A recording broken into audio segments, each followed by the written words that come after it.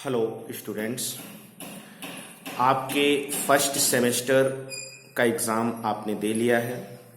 अब आप उम्मीद है कि आप सेकंड सेमेस्टर में आ ही जाएंगे और आप अपने सेकंड सेमेस्टर की तैयारी शुरू कर दीजिए, क्योंकि सेकंड सेमेस्टर अति शीघ्र आपको इसकी परीक्षा देनी होगी। फर्स्ट सेमेस्टर में आपने पढ़ा था माइक्रो इकोनॉमिक्स, व्यष्टि अर्थशास्त्र पढ़ा था, और सेकेंड सेमेस्टर में जो आपका अर्थशास्त्र का पाठ्यक्रम है वह है मैक्रो इकोनॉमिक्स का है, समष्टि अर्थशास्त्र का है। और इसमें आपको आपके कोर्स का जो कोड है वो है A080201T, ये है मैक्रो इकोनॉमिक्स का कोड। अब सबसे पहले प्रश्न उठता है कि मैक्रो इकोनॉमिक्स क्या है, समष्टि अर्थशास्त्र क्या है। तो किसी भी आर्थिक निकाय का या आर्थिक सिस्टम को अगर आप स्टडी करते हैं तो उसको स्टडी करने के दो तरीके होते हैं। ध्यान दीजिए, एक होता है कि उसके एक एक अंगों का अध्ययन किया जाए, एक एक कंपोनेंट्स को आप अध्ययन करते हैं।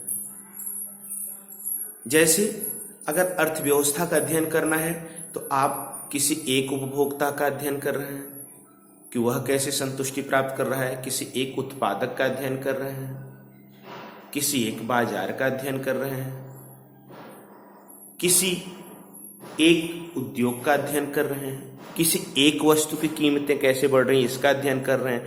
तो ये जितने अध्ययन होते हैं यह माइक्रो कहे जाते हैं, सूक्ष्म अर्थशास्त्र के विषय के अंतर्गत आते हैं, जिसको आप व्यष्टि अर्थशास्त्र कहते हैं, जिसको आपने फर्स्ट सेमेस्टर में पढ़ा है।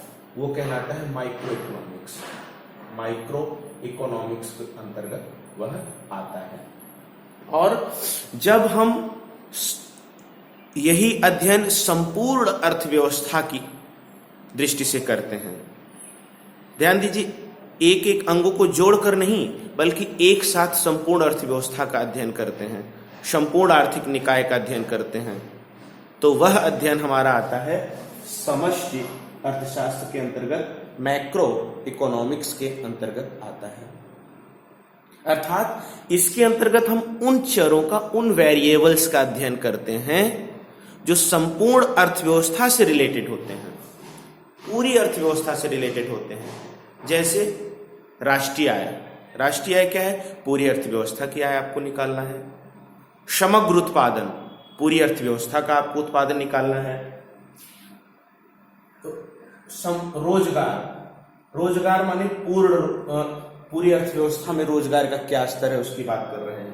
कीमत स्तर, पूरी अर्थव्यवस्था का क्या कीमत स्तर है उसकी बात किया जा रहा है। जितनी भी नीतियां बनती हैं, औद्योगिक नीति हो, व्यापारिक नीति हो, मौद्रिक नीति हो, राजकोषीय नीति हो, कृषि नीति हो, ये सभी क्या है? समष्टि अर्थशास्त्र के अंतर्गत आती हैं, मैक्रो इकोनॉमिक्स के अंतर्गत आती हैं। तो आपने क्या सीखा? आपने ये सीखा कि जैसे एक मकान है, अगर हम उस मकान के एक एक ईंट का अलग अलग अध्ययन करें, उसके सीमेंट का अलग अध्ययन करें, उसकी सरिया का अलग अध्ययन करें, उसके ईंट का अलग अध्ययन करें, तो यह माइक्रो कहलाएगा, सूक्ष्म। और संपूर्ण मकान का अगर एक साथ हम अध्ययन करें तो वह कहलाएगा मैक्रो या मैक्रो इकोनॉमिक्स कहलाएगा। समझ गए आप? तो समष्टि अर्थशास्त्र उन समग्र चरों का अध्ययन है और उन समग्र चरों के आपसी संबंधों का अध्ययन है जो संपूर्ण आर्थिक निकाय से संबंधित होते हैं। ठीक है, ध्यान दीजिए, जो मैक्रो इकोनॉमिक्स है वह इसकी, ये शब्द बहुत पुराना नहीं है। सबसे पहले इस शब्द को रैगनर फ्रिश ने दिया था 1933 में। रैगनर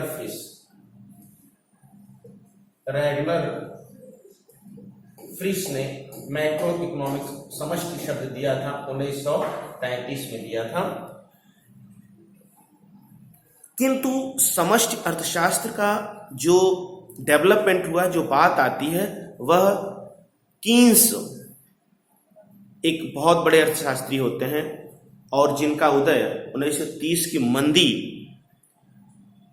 के दौरान होता है। मंदी का सलूशन ये लेके आते हैं, वहीं से समष्टि अर्थशास्त्र का उदय माना जाता है। ध्यान दीजिए, इसके पहले कीन्स के पूर्व जो समष्टि अर्थशास्त्र था उसमें ये मानते थे कि समष्टि लेवल पे जो समस्याएं हैं, जैसे रोजगार की है तो मानते थे कि पूर्ण रोजगार ऑलरेडी रहेगा। समग्र उत्पादन के निर्धारण की समस्या है तो मानते थे कि पूर्ण रोजगारी उत्पादन रहेगा। मतलब अर्थव्यवस्था में कोई भी असंतुलन नहीं होगा, और कोई भी अगर असंतुलन होता है तो बाजार की शक्तियां ऐसी होंगी उसको पुनः संतुलन में ला देंगी। ऐसा मानना था कीन्स के पूर्व के अर्थशास्त्री को, जिसको कीन्स ने क्या कहा, इन अर्थशास्त्रियों को कीन्स ने क्लासिकल अर्थशास्त्री कहा। क्या कहा? क्लासिकल अर्थशास्त्री कहा। और हालांकि क्लासिकल अर्थशास्त्री शब्द का सबसे पहले प्रयोग कार्ल मार्क्स ने किया था। किसने किया था? कार्ल मार्क्स ने किया था। लेकिन कीन्स ने, अब इसमें कौन आता है? रिकार्डो, जे.एस. मिल, जे.बी. से सीनियर, एडम स्मिथ, जितने भी कीन्स के पूर्व के चिंतक थे, तो ये बोलते थे कि संपूर्ण अर्थव्यवस्था के लेवल पर कोई समस्या नहीं है, समस्या व्यष्टि लेवल पर है, इसीलिए इनका पूरा अध्ययन माइक्रो लेवल पे होता है। लेकिन जब 1930 की मंदी में अर्थव्यवस्था पूर्ण मंदी के भंवर में फंस गई, और इस मंदी में ये कहा गया कि अब क्लासिकल अर्थशास्त्र कहाँ गया? क्यों नहीं मंदी अपने आप दूर हो जा रही? क्यों नहीं बाजार शक्तियां अर्थव्यवस्था में संतुलन ला दे रही है?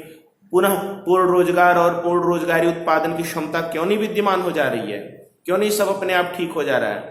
तो कीन्स आते हैं और उन्होंने बोला कि ये क्लासिकल अर्थशास्त्र हमें एक अंधी गली में लेके जाएगा और यहाँ पर सब कुछ अपने आप ठीक नहीं हो सकता है। और उन्होंने एक पुस्तक उसी वक्त उनकी आती है, general theory of employment, interest and money. उनकी पुस्तक का क्या नाम था? 1936 में उनकी पुस्तक आती है, general theory of employment, interest and money. General theory of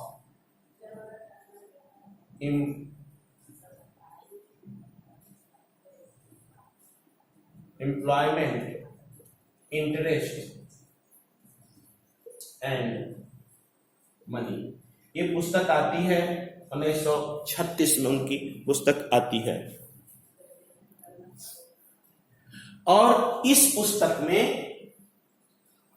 उन्होंने क्लासिकल चिंतन का विरोध किया और उन्होंने बोला कि या अगर मंदी से निकलना है तो सरकार को हस्तक्षेप करने की जरूरत पड़ेगी, गवर्नमेंट के इंटरवेंशन की जरूरत पड़ेगी। जबकि क्लासिकल अर्थशास्त्री क्या मानते थे कि कुछ नहीं करना है, सारी के सारे कार्य बाजार शक्तियां अपने आप कर देंगी, समष्टि लेवल पर संतुलन स्थापित हो जाएगा। तो यहीं से जो है आता है समष्टि अर्थशास्त्र की धारणा, general theory of employment, interest and money 1936 से मैक्रो इकोनॉमिक्स की धारणा का अध्ययन ज्यादा शुरू होता है। इसके पहले क्लासिकल अर्थशास्त्री थे जिनका अध्ययन व्यष्टि अर्थशास्त्र पर केंद्रित था। तो व्यष्टि अर्थशास्त्र क्या है? व्यष्टि अर्थशास्त्र में हम अर्थव्यवस्था की एक एक अंग लेते हैं और समष्टि अर्थशास्त्र के अंतर्गत हम पूरी अर्थव्यवस्था को एक साथ अध्ययन करते हैं। मतलब अर्थव्यवस्था के उन चरों का अध्ययन करते हैं जो संपूर्ण अर्थव्यवस्था से रिलेटेड होते हैं, जैसे समग्र उत्पादन, रोजगार, कीमत स्तर, ये चीजें। ठीक है, थैंक यू।